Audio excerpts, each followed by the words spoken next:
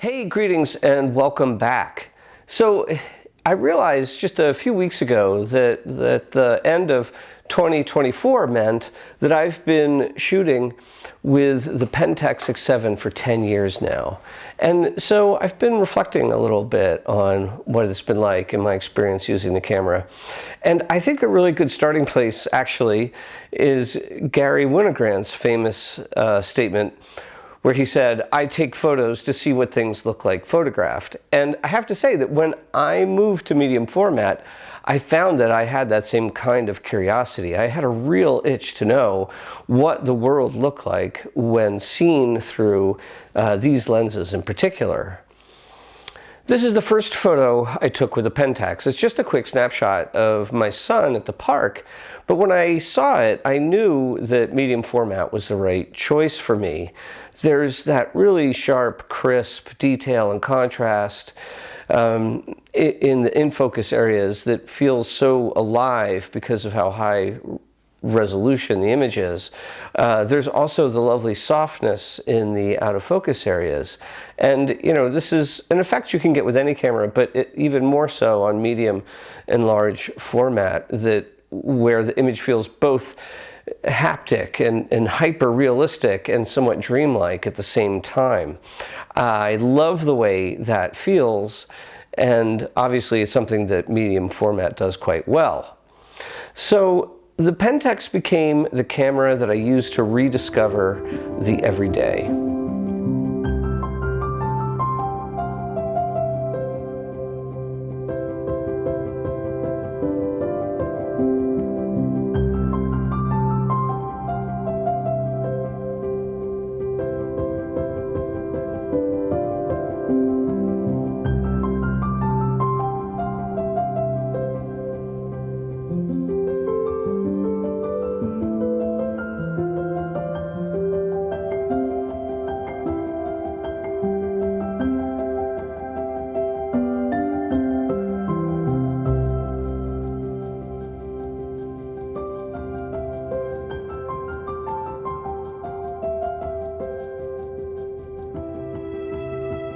And the Pentax also became the camera I used when something felt extraordinary to me, like in this shot from 2014. I used to drive past this tree all the time, and I loved the way its old thick branches snaked through the air. So on a foggy Saturday morning, I got up early to see if I could capture the feeling of that. And, you know, I think I got it. And you know, in part because this became my first image that went to a national level art show. Anyway, the move to medium format was a significant change for another reason too. It meant that my thinking was shifting. I was moving away from cinematography and developing a deeper creative commitment to still photography. And oftentimes I loved the results of that commitment, especially when shooting images of family and friends.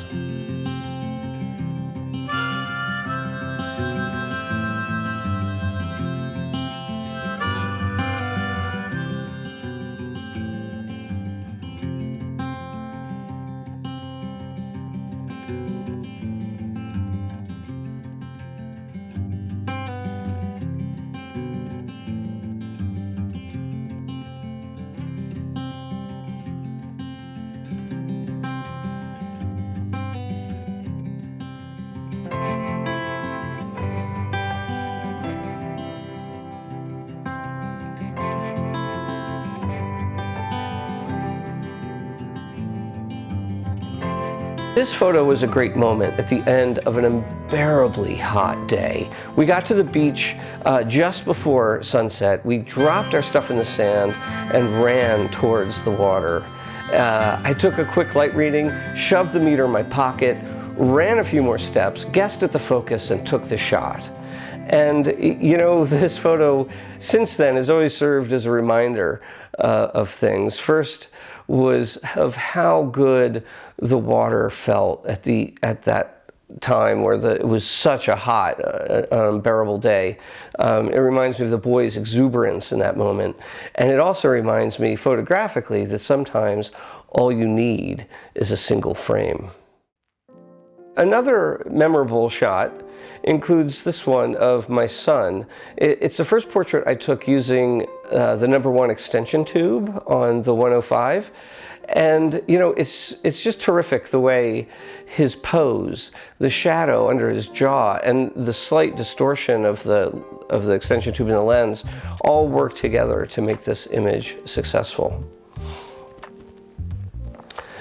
This is a picture of my late uncle, Steve Eddowes, who was a marvelous photojournalist in the 1970s for the Philadelphia Inquirer. He was about 80 when I took this shot, and I really wanted to get an image that celebrated the experience in his face. And you know, I remember we stepped out onto the porch and he hit me with such a direct gaze. It threw me off a little bit. It's as if he was saying, okay, here you go. All my flaws, all my years, here I am, take it. As I explored with this camera, I did start to develop a certain approach to things. I mean, I knew that I wasn't as sensitive to the world around me as I wanted to be. I wanted to create images that had an emotional resonance, a certain curiosity or muted sense of wonder to them. So I really tried to be aware of how I responded intellectually and emotionally to the things around me, especially small things seen in daily life, like these trees overgrown with kudzu just outside of Lynchburg, Virginia. They make these stunning totems, but there's also a sense of the landscape being enclosed or concealed, like there's a secret here that we don't know the meaning of.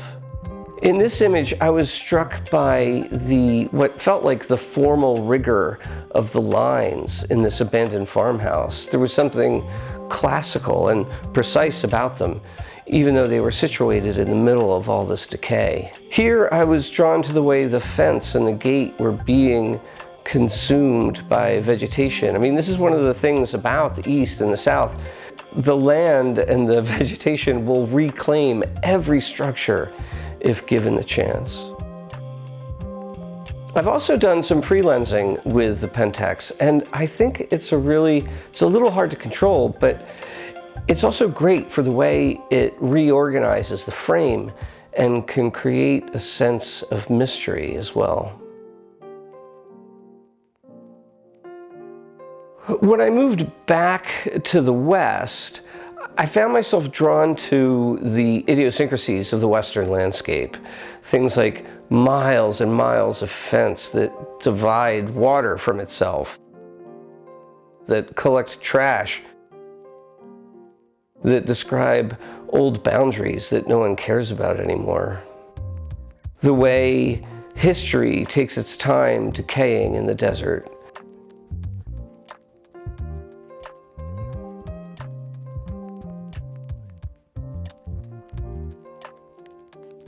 And the way the landscape is defined by water, both in its abundance and its absence.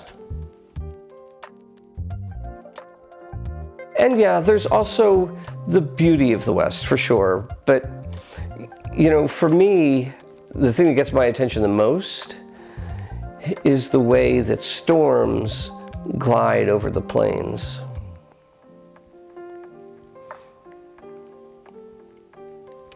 So finally, I want to admit that I was a little hesitant to make this video.